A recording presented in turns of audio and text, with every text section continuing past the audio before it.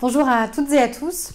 Nous sommes ici à ma permanence parlementaire à Rambouillet. C'est ici que je vous reçois au quotidien depuis un peu plus de 4 ans.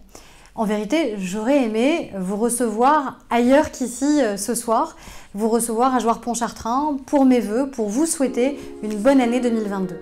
On va prendre la voiture et on va aller tout simplement se balader dans ce territoire.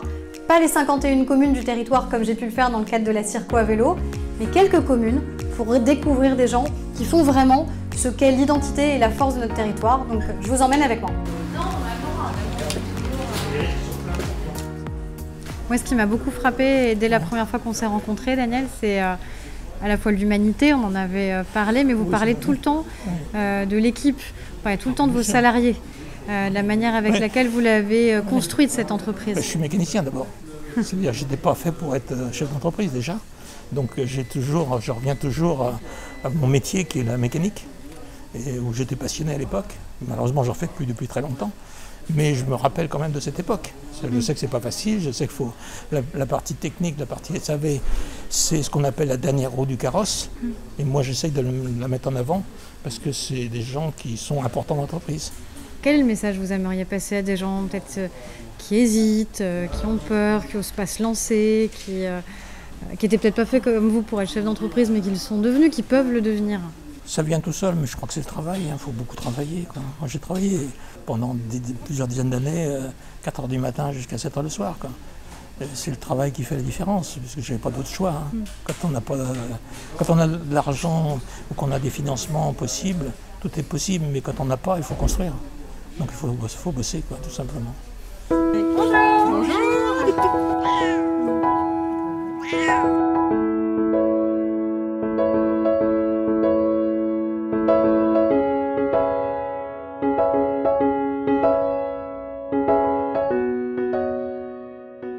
On est ici dans le refuge de la Fondation Brigitte Bardot à Bazoches-sur-Guyonne dans les Yvelines. C'est en effet la maison de campagne de Brigitte Bardot, l'ancienne maison de campagne dont elle a fait don à la Fondation.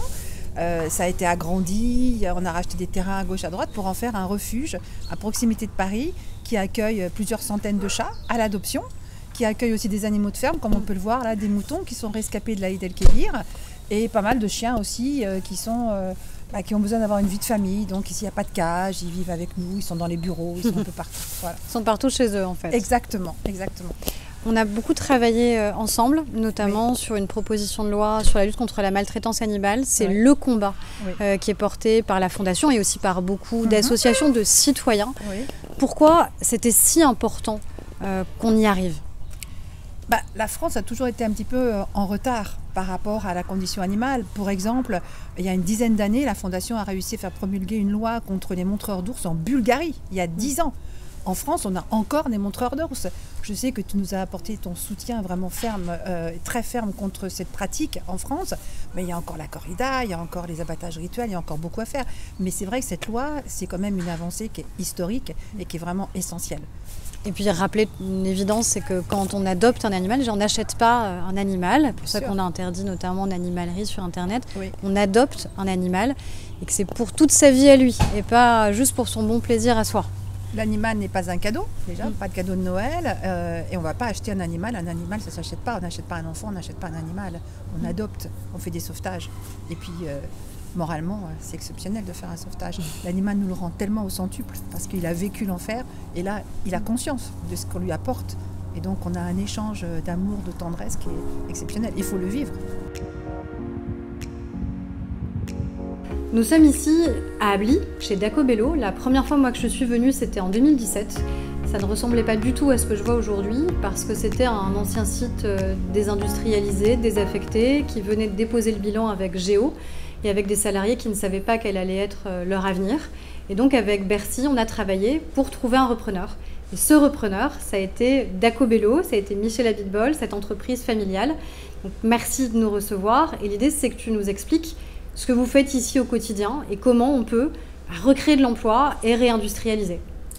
Merci Aurore, effectivement, bonjour et bienvenue. Nous sommes les heureux repreneurs de ce site d'Ably qui, pour la vie de l'entreprise, marque un formidable tournant. pas tant par l'espace dont nous disposons, mais aussi parce qu'au-delà de ce changement de dimension industrielle, nous marquons une étape de croissance parfaitement illustrée par la qualité du site que nous reprenons, par aussi la qualité des salariés qui nous ont rejoints. Nous avons réussi à amener sur le site d'Ably la totalité de nos salariés de production, puis aussi réussi avec beaucoup de fierté la reprise des salariés de Géo qui occupaient les lieux auparavant. C'est une fierté pour l'entreprise et c'est aussi des acquisitions de compétences. On a retrouvé sur ce site de Géo des salariés motivés qui avaient envie de réécrire une page de leur histoire, de leur carrière, avec des compétences qui nous ont beaucoup apporté. Et tout cela a été pour l'entreprise, et toujours pour l'entreprise, un formidable tournant.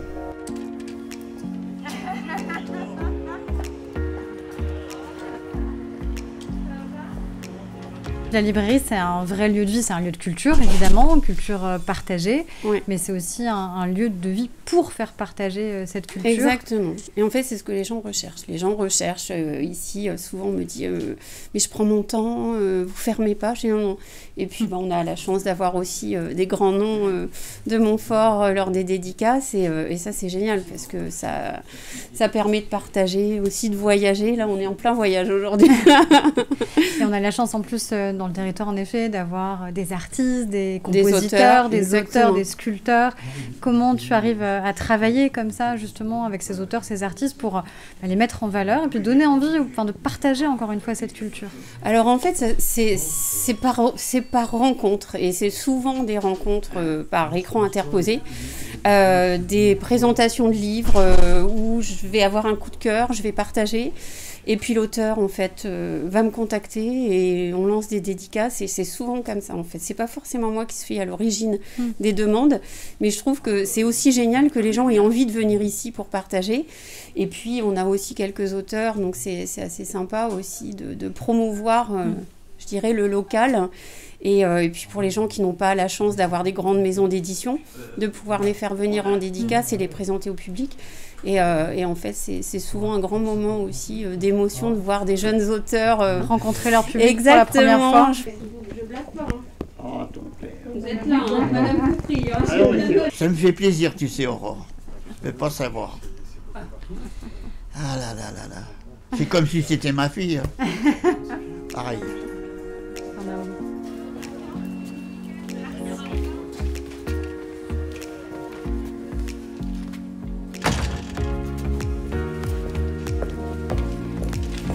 Vous m'avez suivi une nouvelle fois sur les routes de notre Sud-Yvelines. Vous m'avez suivi à la rencontre de Daniel, de Guylaine, de Michel et de Pascal, 4 magnifiques exemples de ce qui fait la force de notre territoire, son attractivité, sa solidarité, sa singularité aussi. J'aurais pu choisir beaucoup d'autres exemples de personnes à honorer et à remercier, alors je voudrais en citer quelques-uns.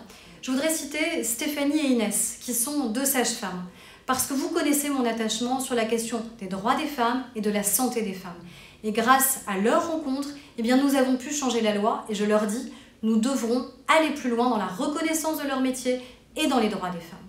Je pense aussi à notre monde agricole. Disons-le franchement, quand je suis devenue députée de cette 10e circonscription, je n'étais pas familière du monde agricole. J'étais déjà très attachée à l'identité rurale de nos communes et de nos villages. J'ai appris.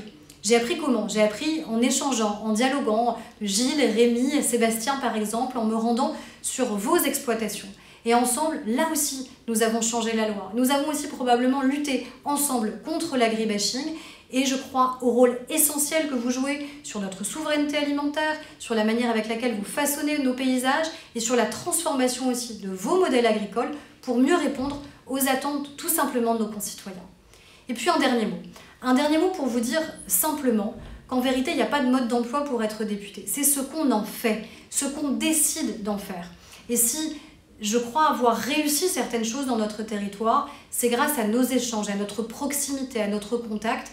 Et je pense très singulièrement et très personnellement à 2 personnes importantes pour moi. Je pense à Arsène et je pense à Amandine. Parce que nos rencontres avec vous, mais aussi avec vos parents, qui malheureusement avait souffert trop souvent d'un combat absurde face aux différentes administrations, aux différentes couches de collectivités territoriales, face à la froideur parfois aussi de cette administration, eh bien ce combat sur la question du handicap, que je n'ai pas eu à connaître moi-même, est devenu aussi un combat qui a été essentiel. Et nous l'avons relevé un peu, progressivement, ensemble, avec les élus locaux, avec les associations, avec vous, toutes les familles et les personnes concernées, pour une société plus inclusive, parce qu'une société plus inclusive, c'est une société plus fraternelle et une société plus libre. Alors c'est à vous que je pense en ce moment, Arsène, Amandine. J'espère que nous avons un peu réussi ensemble. J'aimerais tellement qu'on aille beaucoup plus loin, surtout ensemble.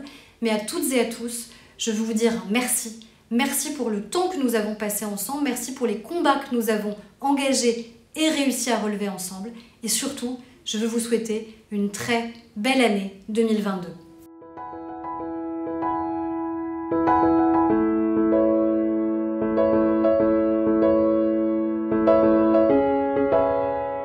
Merci beaucoup en tout cas, merci Merci Aurore d'avoir pu déceler un petit peu tout ça à travers tes visites et à travers nos rencontres. Ça veut dire que tu es toi aussi une femme de cœur et ça veut dire que tu as énormément de clairvoyance. Et si tous les élus pouvaient être comme toi, ce serait génial. C'est gentil. Chaque fois que j'ai eu à solliciter Aurore, elle a toujours été présente. C'est une députée sur le terrain. C'est une députée qui connaît ses entreprises et qui se démène pour nous apporter des solutions et sur tous les sujets. Et franchement, cette proximité nous honore et aussi nous apporte énormément en ancrage et aussi en possibilité de développer toutes les initiatives. Et merci de ta confiance et merci de ta proximité. Merci à toi et longue vie à Daco. Merci.